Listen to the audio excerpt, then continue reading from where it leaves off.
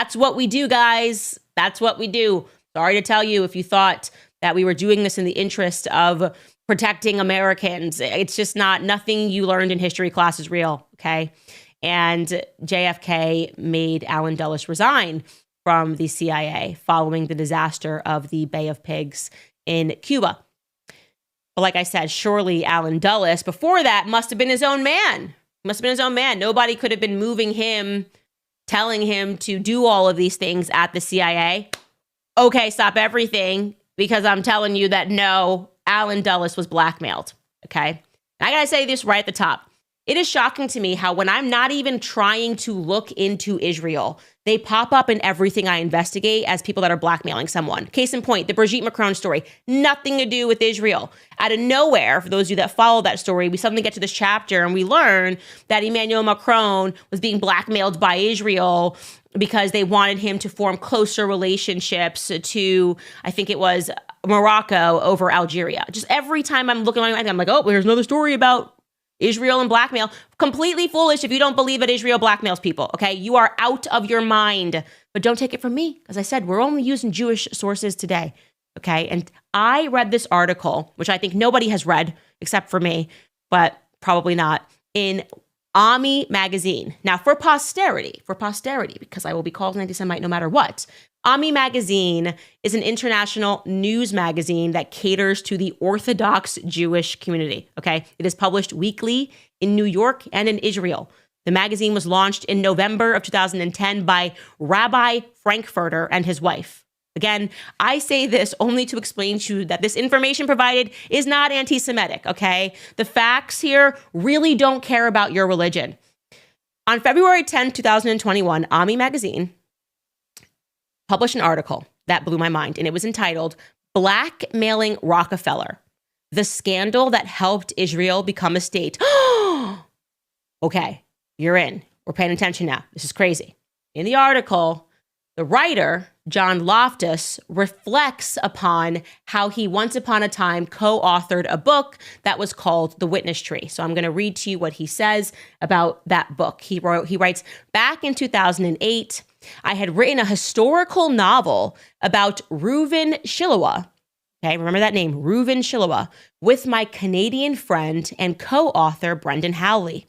Our book, The Witness Tree, was fiction that was based on fact. But putting it out as a novel made it considerably easier for me to circumnavigate the censors at the CIA.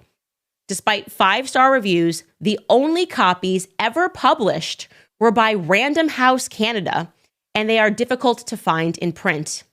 Apparently, The Witness Tree is simply too sensitive ever to be published in America, even as fiction, because it exposes the families of 2 CIA directors as money launderers for the Nazis. Worse, The Witness Tree tells the truth about how Reuven Shiloah used his knowledge of those secret Nazi connections to blackmail Nelson Rockefeller into creating the State of Israel. Okay, we got to get into this. Okay, so this guy, to slow that down for you, this guy, John Loftus, published a book. He intentionally made it fiction because he knew the CIA would censor it. The book is not allowed to be published in America. I don't even know what that means. That sounds crazy to me. But he was trying to get past the CIA censors. And so he's like, I got a little story for you about the founding of Israel, and it's got to do with blackmail. Okay. Now it's years on. John Loftus is in Massachusetts. He's working on this project about espionage in Israel. And a guy who is also in the research department comes over to him, and his name is Jim. And Jim says, hey, there's this guy, Dovey, who really wants to meet you. And so John's like, okay, yeah, sure. I'm happy to meet your friend Dovey. And he's like, yeah, Dovey is short for Dov Shiloah. His father was Reuven Shiloah.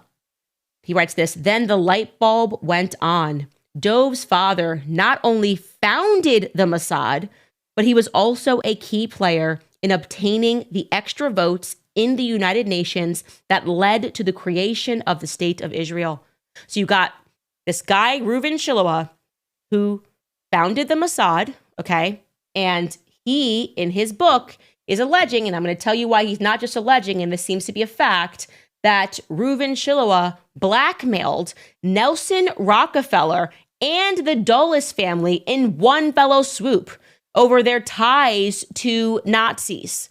Okay? This would mean this is when we got taken over and occupied via blackmail. We're talking about the Rockefellers. And now you're kind of thinking in your head, the Rockefellers. Don't I kind of remember that they were the ones that published all of our education books? Well, imagine if you wanted to blackmail a nation. And now I'm speculating, guys, we're going to get into the story here. What better way than to do it through another family? Right? Like if you could figure out how to blackmail the Rockefellers, then people would go, oh, I understand power structures and the Rockefellers are publishing all these books, making us all dumb via the Department of Education. We're just being lied to about everything. But what if they were not the people that were really publishing those books? I'm asking questions. I know you're not allowed to ask questions. The neocons say we can't ask questions, but I'm not going to stop asking questions, you guys. I'm like terminal. I'm terminally ill with asking questions, okay? Anyways, let's get into the story. So he is saying that what happened, and this is just a little bit about him, it was a year after I became famous. Again, this is the writer of this article is John Loftus.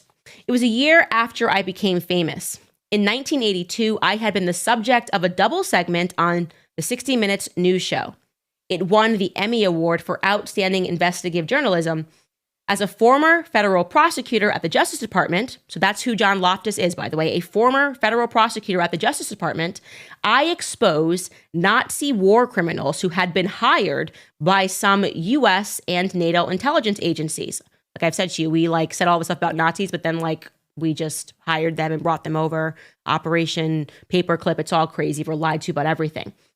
For a few months, I was a two-bit celebrity, and then it was all forgotten. The next year, I worked at a law firm in Brockton, Massachusetts. I received a phone call inviting me to have lunch with an important Israeli scholar. Someone from the Israeli consulate would drive him down from Boston and accompany him.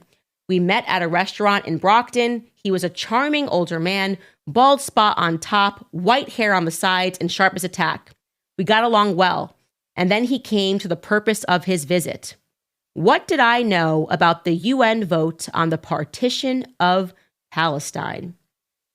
He's talking about Reuven Shiloah. Okay, so Reuven Shiloah pays him a visit in 1982, and he wants to speak to him about the UN vote on the partition of Palestine. So he's learning this directly from the founder of the Mossad, Reuven Shiloah. And this is the reason why, flash forward years later, to 2021, whenever this was publicized, maybe it was a couple of years before then, Reuven's son is now coming to him and being like, what'd you know about my daddy, the founder of the Mossad?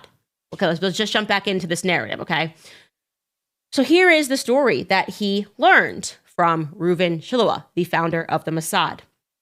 He writes, as readers of my column know, before World War II, Allen Dulles and his brother, John Foster Dulles, like the Dulles Airport, set up a series of front companies to disguise the fact that their client, Nelson Rockefeller, had invested heavily in the Third Reich industrial complex and was supplying Hitler with oil.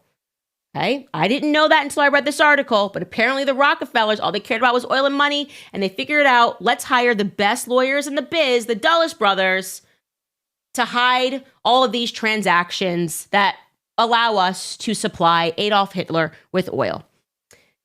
Prescott Bush, the father of future President George Herbert Walker Bush, did as he was told and agreed to become the American fall guy, sitting on the boards of half a dozen Nazi front companies as a placeholder for Rockefeller. So now this brings in the Bush family, another neocon dynasty, okay?